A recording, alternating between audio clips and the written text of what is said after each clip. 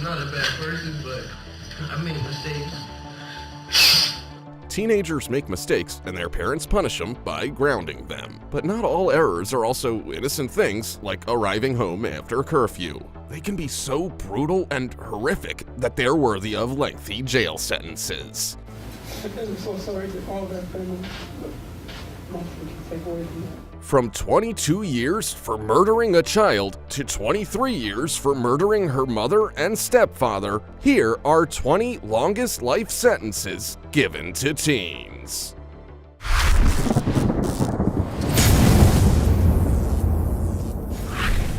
Number 20. James Holmes.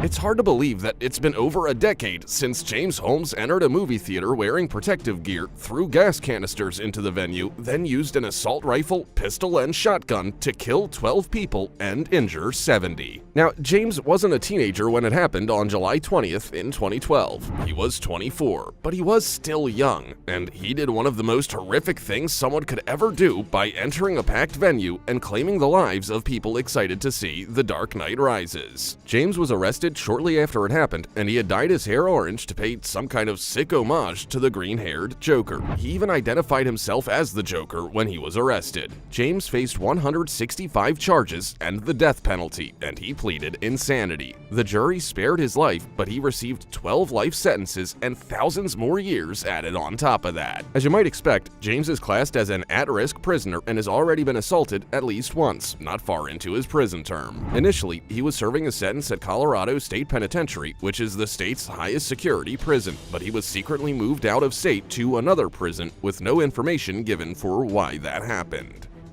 Before we go on, like this video, smash the subscribe button and click the notification bell right now, or this centipede will crawl on your face when you're sleeping.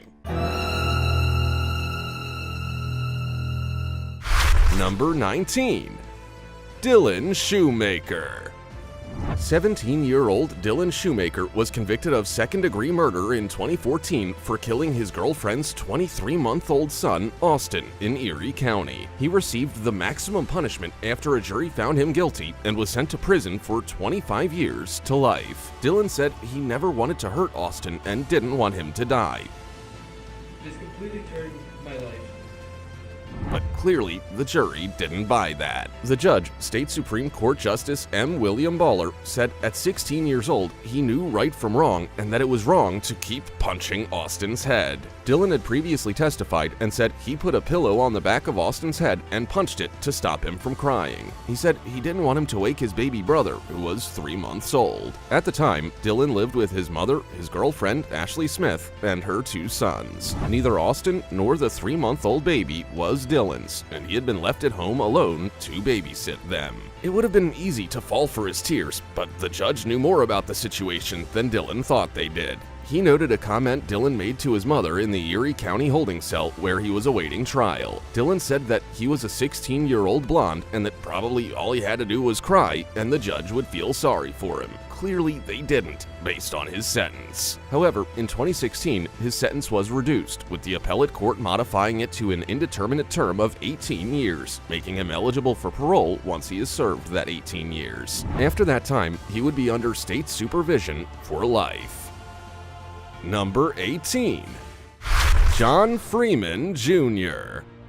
16-year-old John Freeman Jr. committed an atrocious crime in 2012. According to reports, the Niagara Falls teenager killed a 5-year-old girl he babysat, Isabella Tennant, with his bare hands. John and a friend then bagged her body and dumped it in a garbage can in an alleyway. He was arrested on the same day of the murder. John pleaded guilty to second-degree murder and evidence tampering, and he received a 22-year to life sentence for the crimes. I'm so sorry to all that family. Nothing can take away from that. According to authorities, Isabella was spending the night at her great-grandparents' Niagara Falls home in 2012 while her mother was at work. John was the homeowner's neighbor and they had left Isabella in his care when they went to bed. After he killed her, he arranged for his 18-year-old friend Tyler Best to help dump her body. Tyler took a plea deal and admitted to tampering with physical evidence, hindering prosecution. He faced a sentence of 16 months to 4 years. In the courtroom where John was sentenced, Jack Tennant, Isabella's uncle, read a statement from Isabella's father, who didn't have the strength to be in the same room as John. He said there was not a second he wasn't in pain. He told John to do himself a favor and hope he dies before he sees the light of day, because he will be watching and waiting for him. Number 17. John Silva. In 2001, 15-year-old John Silva was convicted of first-degree murder for strangling a 12-year-old boy, Jerry Lee, to death. John was tried as an adult and was sentenced to life in prison with no possibility of parole. It only took 12 jurors less than 2 hours to find John guilty, even though they had the option of second-degree murder or manslaughter convictions. As soon as Jerry went missing, a search was underway to find him. Eventually, he was found with his hands tied behind his back and to his ankles with a medical bandage. An electrical cord was also wrapped around his throat, and he died of strangulation. Jerry's body was found in an abandoned septic tank. With his body and his bicycle, investigators also found a strange note that had been written on lined notebook paper in blue pen ink. Even though the words weren't properly spelled, it appeared to be a list of things someone planned to do, including stripping Jerry to his underwear, tying his hands, gagging him, and covering his eyes. Many people believed that John Silva's house was the last place he had been seen alive. A friend of John's sister, Stephanie Taylor, said John had been acting strangely on the day Jerry went missing. He had left the house behind Jerry with a paper bag on his bike's handlebars and returned home sweaty, dirty, and without the bag around half an hour later. He also made an offhand remark, "What a terrible way to die." Eventually, John confessed his crimes to the police. Number 16. Travion Blunt. Travion Blunt's sentencing for robbery is one of the harshest ever given to a teenager in the United States for a crime where no one died. In 2006, the 15-year-old and his two co-defendants, both 18 at the time, robbed a house party in Norfolk at gunpoint. They stole cash, cell phones, and marijuana. They never fired their gun, nor was anyone seriously injured. Attorney John Coggeshall argued that Travion's co-defendants were more involved than Travion was. He was a follower, whereas John said one co-defendant organized the crime while the other co-defendant hit someone before they left the house. As the co-defendants cooperated with police and admitted their involvement, they received lesser sentences. One was released in 2015 and the other was due for release in 2018. However, Travion refused to plead guilty or enter into a plea agreement because he said he didn't commit all the crimes alleged. He took his case to trial against his attorney and family's wishes. Travion was convicted of 49 of 51 felonies and was sentenced to 6 life sentences and 118 years. In 2010, the U.S. Supreme Court ruled that sentencing juveniles to life without parole for offenses other than homicide was unconstitutional. Travion's sentence was commuted to 40 years, and while it's uncommon to appeal commutations, Travion's lawyer did. Eventually, Travion received a conditional pardon to reduce his sentence further, which meant he was able to be released from prison. Number 15. Kenneth Young. Many sentences are just, but there's an awful lot that aren't, and Kenneth Young's sentence was one of them. Kenneth received 4 life sentences for armed robberies he committed in 2000 when he was just 14 and 15 years old. His entire life will be wasted if he's made to spend most of his years behind bars. Now, you'd be forgiven for thinking his luck was about to change when in 2010, the U.S. Supreme Court ruled that juveniles couldn't be given life sentences unless they committed murder. Kenneth hadn't. The following year, after already having spent 11 years behind bars, he went before a judge for resentencing. Now, you might assume that the judge would realize that the punishment really didn't fit the crime. After all, he was raised in a low-income neighborhood, his mother was a drug addict who would leave him alone for days at a time, and he believed a crack dealer would harm his mother if he didn't join in on the robberies. But at his resentencing, he wasn't released, as you might expect. Instead, the judge sentenced him to 30 years in prison. According to his attorney, Paolo Annino, Kenneth wasn't the same person who went into the prison system at 15 years old. He's only been in trouble once since being in prison, which was just for not making his bed. He had big plans to become a barber and wanted to be able to take his mother to church on Sundays. Fortunately, the latest news is that Kenneth was scheduled for release in 2021. Number 14. Brian Draper and Torey ADAMCIK.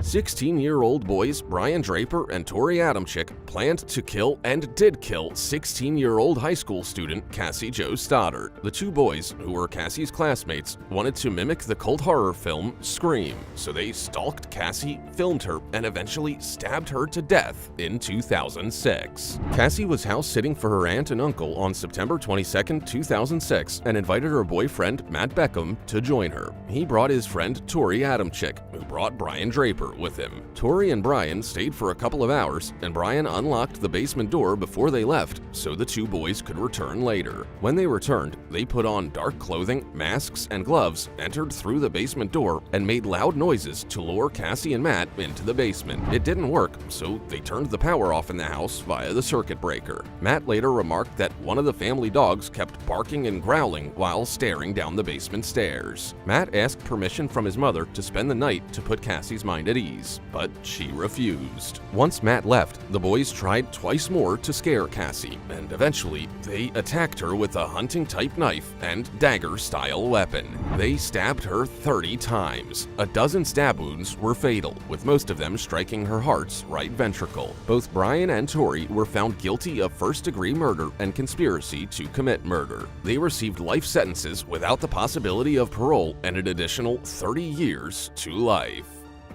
Number 13. Lionel Tate. Lionel Tate was just 13 years old when he was convicted of first-degree murder in 1999 and sentenced to life in prison without the possibility of parole. He was the youngest American citizen ever to receive this sentence until it was eventually overturned. In 1999, Lionel battered 6-year-old Tiffany Unick to death in Broward County, Florida, after he had been left alone with her. Lionel's mother, Kathleen Grossett Tate, was babysitting at the time. When Lionel and Tiffany were playing downstairs, Kathleen called down to him, telling him to be quiet. Less than an hour later, Lionel told his mother that Tiffany wasn't breathing. He said they were wrestling and her head hit a table when he got her in a headlock. Tiffany's injuries were horrific. Lionel stomped on her with so much force that her liver was lacerated. She also had bruising on her neck, feet, and legs, a fractured rib and skull, and a swollen brain. Lionel's sentencing was controversial due to his age, and it was overturned in 2004 on the basis that his mental capacity hadn't been evaluated before the trial. As a result, Lionel was able to accept the plea deal he initially turned down, and he was released from prison on a 1-year house arrest and 10-year probation. Although later, he was charged with violating his probation, armed burglary with battery, and armed robbery. He is currently imprisoned. Number 12. George Stinney. African-American boy George Stinney from Alcolu, South Carolina, was just 14 years old when he was convicted in what has now been vacated as an unfair trial for murdering 2 young white girls in 1944. After his conviction, he was sentenced to death and executed by electric chair. He became the youngest American to be sentenced to death and executed in the 20th century. George's case was re-examined in 2004, and after a judicial review was sought by individuals from the Northeastern University School of Law, George's conviction was vacated in 2014. A South Carolina court ruled that George hadn't received a fair trial and was wrongly executed. It took 70 years for George's name to be cleared, and it was far too late. Number 11. ASHLEE Martinson. 16-year-old ASHLEE Martinson lived with her mother, stepfather, half-sister, and 2 stepsisters in Peel, Wisconsin. She alleges that her stepfather, Thomas Tony Ayers, was verbally abusive to her and verbally and physically abusive to his wife, ASHLEE's mother. Thomas also had previous convictions for domestic abuse, sexual assault, and kidnapping, just to name a few. ASHLEE often wrote about murder and torture on her blog called Nightmare under the screen name VampChick. In 2015, ASHLEE got into a fight with her mother and stepfather after they found out she was in a relationship at 16 years old with a 22-year-old man. One night, ASHLEE wrote on her Facebook page that he, meaning Thomas, would kill her if she didn't leave soon. She said she wanted to kill him so badly, take one of his guns and blow his brains out. A day after ASHLEE turned 17, she took Thomas's shotgun and killed him. Her mother came in to investigate, and ASHLEE killed her mother with a knife. After the event, she locked her younger siblings in a closet with food. ASHLEE was charged as an adult with 2 accounts of first-degree intentional homicide and false imprisonment. Later, she pleaded not guilty by reason of insanity. In 2016, she accepted a plea deal of second-degree murder and was sentenced to 23 years in prison with 17 years of supervision. In 2017, ASHLEE argued for a reduced sentence, and an appeals court denied a new trial request in 2019. She's currently detained at the TATE Correctional Institution in Wisconsin. Number 10. Eddie DEVINE.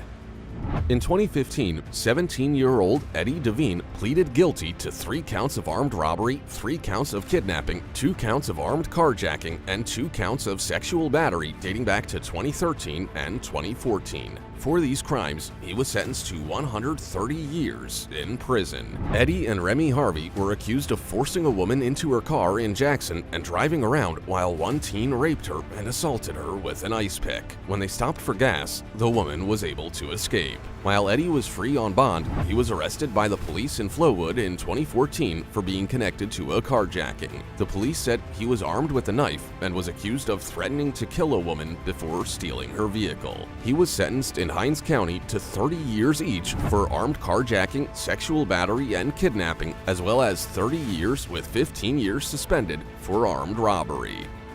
Number 9. Joshua Phillips. Joshua Phillips from Allentown, Pennsylvania, was just 14 years old when he was convicted of murder in 1998. He killed his 8-year-old friend and neighbor, Maddie Clifton, and was sentenced to life in prison without the possibility of parole. According to Joshua, he killed Maddie to stop her from crying when he accidentally hit her with a baseball during play. He was scared about being punished by his abusive father. Parts of his story were disputed, but many officials have thought his sentence was too severe. He is eligible to be resentenced in 2023. Joshua was tried as an adult, and his lawyer never called any witnesses for his defense. I've wanted to say this for a very long time, and I'm grateful for this chance to do so in person.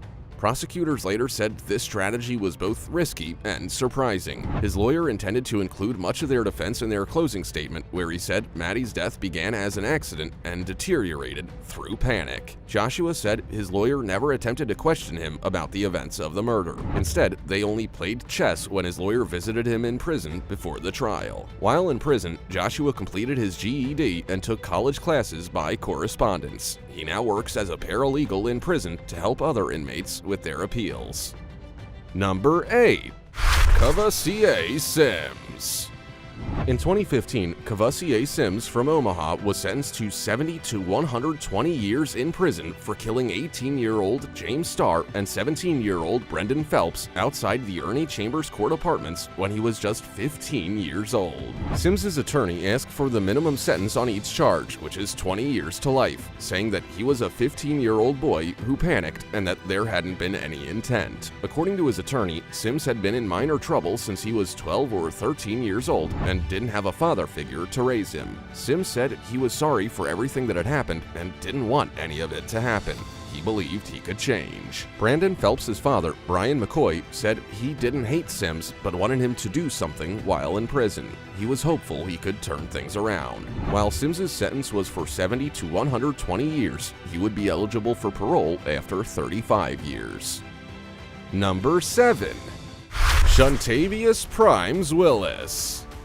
15-year-old Shuntavious Primes Willis is one of 3 people charged in connection with a deadly shooting in Omaha, Nebraska. The 2 other suspects were just 12 years old and 17 years old. Shuntavious, his 17-year-old brother Jamar Milton, and the 12-year-old boy would all be charged as adults. They had allegedly requested that 31-year-old Jamel Ray meet them in North Omaha for a marijuana deal in 2015. When they arrived, all 3 had guns, and they attempted a robbery while while carrying out the drug deal, resulting in Ray being shot at close range. He later died from his injuries at the Nebraska Medical Center. Another man, Charles Fisher, was also injured and taken to Crichton Hospital. Later, SHUNTAYVIOUS pleaded guilty to his involvement in the shooting and was sentenced to 30 to 50 years in prison. He was first sentenced to 20 to 30 years for second-degree murder before receiving another 10 to 20-year sentence for the use of a deadly weapon. The sentences were to be conserved consecutively. According to the defense, SHUNTAYVIOUS didn't pull the trigger. The state agreed, but said he played a role in aiding the murder. Number 6. Shondell Jackson. It's not uncommon for there to be a little bit of drama in the courtroom, but there was an extra dose of it when 19-year-old Shondell Jackson received his sentence for the first-degree intentional homicide and robbery of 21-year-old Nathan Potter. He showed no sorrow or remorse during the entire trial, and when he was sentenced, officers had to restrain him and use pepper spray. His family didn't behave much better. They stood in the back of the courtroom and taunted the victim's family. A woman even yelled, "I hate you all," towards the Potter family. However, it seems some family members did act appropriately, as it was Shondell's uncle who tipped off the police about his nephew's whereabouts. Shondell was sentenced to life imprisonment without the possibility of parole in 2010. Nathan, a student at the University of Wisconsin, was walking home to his apartment when Shondell and 20-year-old Derek Thomas attempted to rob him. Nathan wasn't carrying any money, and Shondell shot him in the chest, killing him. Number 5. Martise Fuller. In 2019, police in Wisconsin were on the lookout for Martise T. Fuller, a 15-year-old high school football star who shot and killed his 15-year-old cheerleader girlfriend and injured her mother. 15 hours after they started looking, Martise was in custody. According to prosecutors, Martise shot and killed Kaylee Ajuga because he was upset with her after their prior breakup months earlier. He blamed Kaylee for him being expelled from high school and being removed from the football team, so he snuck into Kaylee's home through the garage door and shot her. He also shot Kaylee's mother, Stephanie, twice. Fortunately, she survived. For his crimes, a judge sentenced him to life in prison with no chance of release. Judge Mary Wagner said life in prison was in the interest of protecting the public and acknowledging the seriousness of the acts. Before the judge ruled, Martise's defense attorney also read a letter to Kaylee's family on behalf of Martise. It read that he was sorry and that despite the hatred against him, he is sorry but has to continue to stand innocent because he is. Number 4. Brandon Spencer.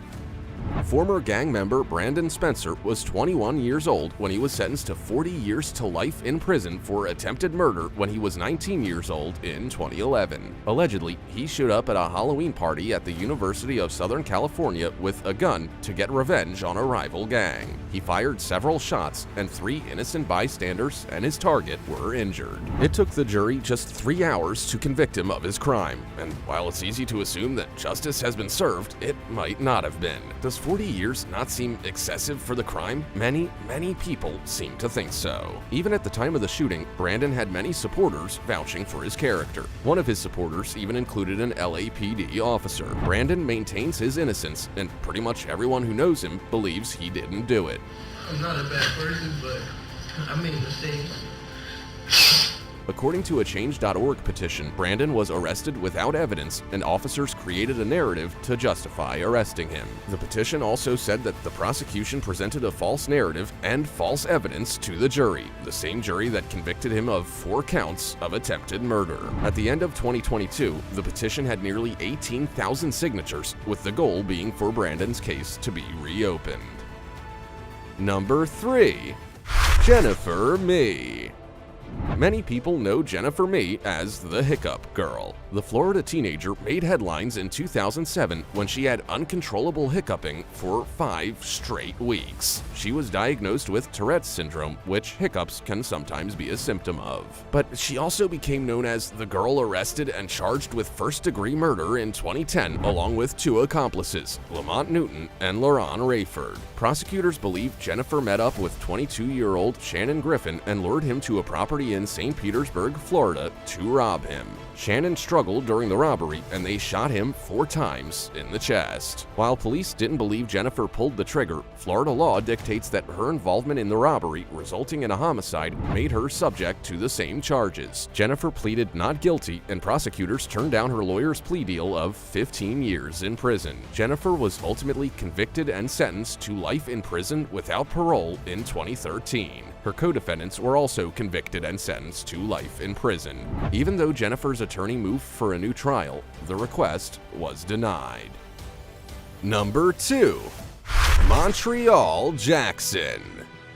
Montreal Jackson from Baton Rouge was 16 years old when he shot 39-year-old Kerwin Taylor to death in 1998. At the time, Kerwin was a U.S. Army veteran and painter, and Montreal had shot him while stealing his bike. District Judge Richard Anderson sentenced Montreal to life in prison without parole for second-degree murder in 2001.